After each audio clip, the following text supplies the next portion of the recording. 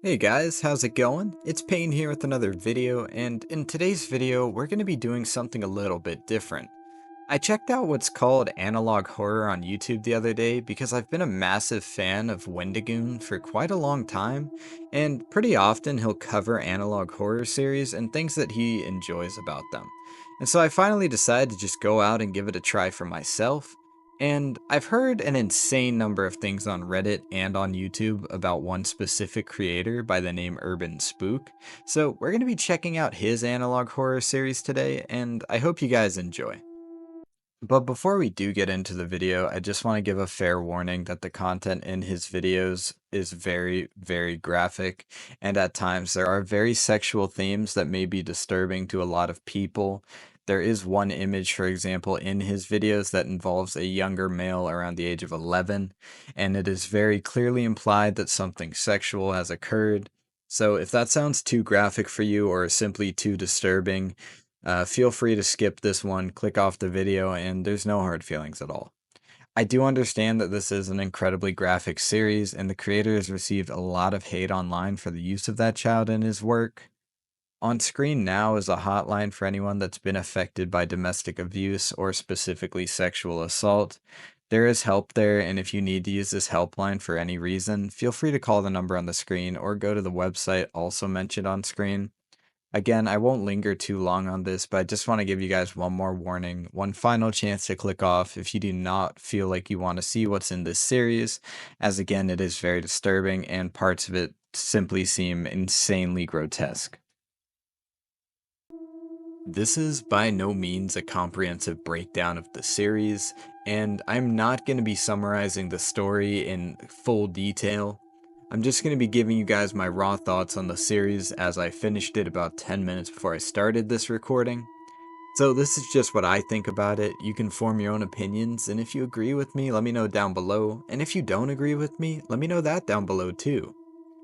But before we get straight into the content, I do feel like I need to give you guys just a little bit of background on Urban Spook. Urban Spook's a YouTube creator known for his analog horror content, and analog horror is a subgenre of horror that uses the aesthetic of old media, such as VHS tapes or outdated TV broadcasts, to essentially create a sense of unease and nostalgia. His work typically features unsettling, surreal, and often grotesque imagery, blending elements of psychological horror with disturbing visuals.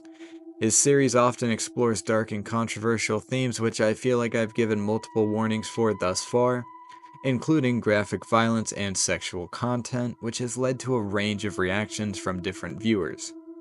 The storytelling in his series is usually fragmented, using a mix of found footage, eerie paintings, and disturbing scenes to build a disjointed narrative that can be both compelling and disorienting. His approach to analog horror is notable for its emphasis on shock value and surrealism, but it has also faced criticism for its graphic and sometimes controversial content, such as the previously mentioned image, but it doesn't stop there. The reception of his work varies, with some appreciating the unique and disturbing aspects of his storytelling, while others find it too extreme or lacking in a conjoined story. So I don't know if this series actually has like a genuine name or if it's just referred to as analog horror in all the names of the episodes. But for the sake of the video, I'm just going to refer to the series as The Painter because that's the name of the guy that actually goes around murdering all these people. But with that being said, I do think that The Painter suffers from just a lot of issues. And the reason I say this is due to the simple fact that there's just not really a cohesive story that's created throughout it. I think what really makes it kind of like stick out is just the shock factor that it has. But the issue with that is that literally all it has is shock. There's no story behind it, and you don't even really care about the characters in it. It doesn't take any time to like flesh out the characters. It usually just throws up a single image. It's like, hey, this guy is insert random name or random job here, and then he's dead. And that's literally all we get of the characters. I think the painter itself also, I'm not sure if it's a man or a woman, so I think the painter kind of just suffers from having no motivation for their crimes, and they're all just so disjointed. There's really no similarities in any of them except that they're super deranged, but you also kind of see the progression from episode 1 where they're relatively tame, as tame as I guess a murder could be, whatever. And then you get to like episode 5, 6, 7, and 8, and they just become like really bad, edgy nightmares that someone put down on a page. One of the episodes, known as The Pig, or Pigs, whatever you want to call it, I don't care. This series is just, it hurts my head. The episode with pigs is so incredibly deranged, but it's not scary. It really just makes you uncomfortable, but not in an uncomfortable way like, oh man, I'm really invested in the story. It's more of an uncomfortable way like, oh my god, maybe someone should check into the creator of this, make sure he's doing okay, because it's just so deranged for literally no reason. And I think what takes away from the fluidity of the story as a whole is that Urban Spook goes into so much detail about each individual murder that it leaves literally nothing to the imagination. And I think that's where a lot of movies and other horror media really shine, is that everyone has their own interpretation of the material, and they think about different things, in their own way. But here, he kind of just spells out every inch of everything for you, and even gives you images which, you know, it makes sense. I think the photos, or not the photos, the actual paintings are actually really well done. And I think that if he didn't go into so much detail with them, that they'd be a lot more effective. You could show the image, give like a very little explanation as to what happened, and then leave it to the audience to kind of figure it out in their head. But the way that Urban Spook does it is that he will just go into excruciating amounts of detail, and then he makes the detail like as disgusting as you really can, I feel like. And it just doesn't do anything for the story. It's like, oh my god, this guy got murdered, that's not good. And then he's like, oh yeah, and their limbs were cut off, and their hands were cut off, and they were, skinned alive and stuck to a kitchen counter. And it's like, dude, just let it speak for itself. You could just be like, this guy was murdered and this painting was how he was found, right? And that right there would be like, oh, okay, now we can fill in the blanks of what happened to the guy. And it just gives you your own little experience. And I think the creator just completely misses that. It is his work, and again, he can do what he wants with it. He's got the creativity to really make it work, I think, but he just simply doesn't. One of the biggest issues that kind of just bothered me throughout pretty much the entirety of The Painter was, so essentially each image we see in each video that's posted was supposed to be found on like a police video or police recording that was recovered in some guy's basement, blah blah blah. I don't care. It gives you like a 15-second introduction at the very first video. But then you realize that there's like music playing in the background throughout a couple of the episodes, if not all of them. And it's just like, so you're telling me the police found these paintings, documented it, and then threw on some sick beat in the background, and we're like, yeah, this'll make it.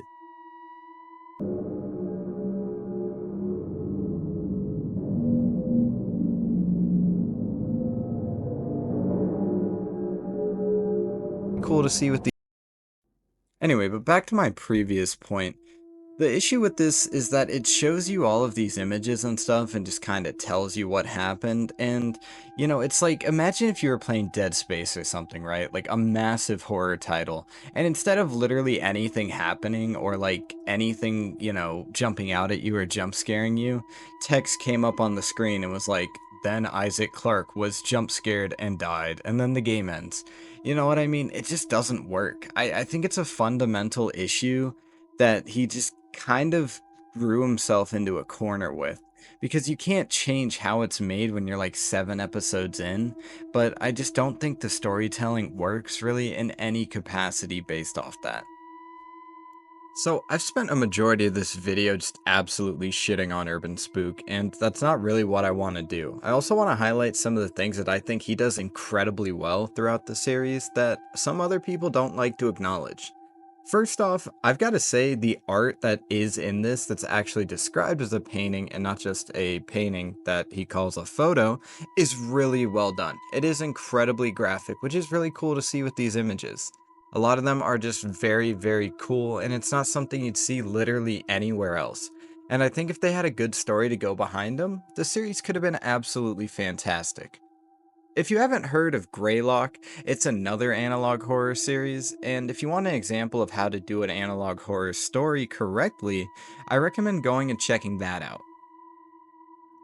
However, I do think that when I try and draw a conclusion about this series, it's simply that Urban Spook definitely has potential, and I think that if he took his time and worked on a new series, or even kind of revamped this series, he could absolutely make it one of the better analog horror series on YouTube. He definitely has the storytelling behind the images, but I think he needs to learn when to absolutely explicitly describe an image and when to kind of just let it speak for itself. That being said, I don't support how he speaks to people that attempt to criticize him on the internet, and if you guys want to know anything about that, just type in urban spook drama on Google and you'll be able to figure it out pretty quickly.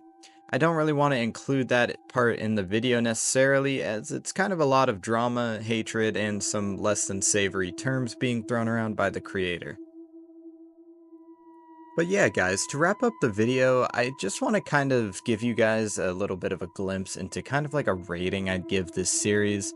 I think if I had to rate it on like a series of 1 to 10, I'd probably give it about a 4 right now, because it just isn't that great. Unfortunately, it just isn't. There's not much story to it, and again, a lot of it is kind of just shock value oriented. That being said, I do think there's massive room for improvement, and I absolutely love to see content creators go out of their way to try and get their foot into this kind of realm of horror.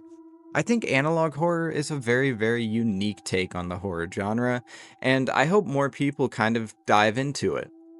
That being said, guys, I am going to end the video here. I do hope you enjoyed the video, and if you did, please feel free to go down below and drop a like. If you want to go support the creator Urban Spook, I've left his channel linked down below in the description. And I hope you guys just have yourselves a fantastic day, and I'm very glad you decided to spend your time here with me. Have a fantastic day, and I'll see you in the next video. I actually have one more thing to add before I let you guys go for the day. I just want to give a massive thanks to Wendigoon for kind of getting me into the analog horror genre. Obviously, he's never going to see this video, but he's a huge inspiration for pretty much all of my horror and cryptid love that's kind of come out of watching YouTube. And if you guys really do want to see a super detailed breakdown on Urban Spook versus other analog horror series, please go and check out Wendigoon. He's absolutely incredible, and he's pretty much the biggest cryptid YouTuber that I personally know of on the platform. That being said, thank you so much, and have a fantastic day.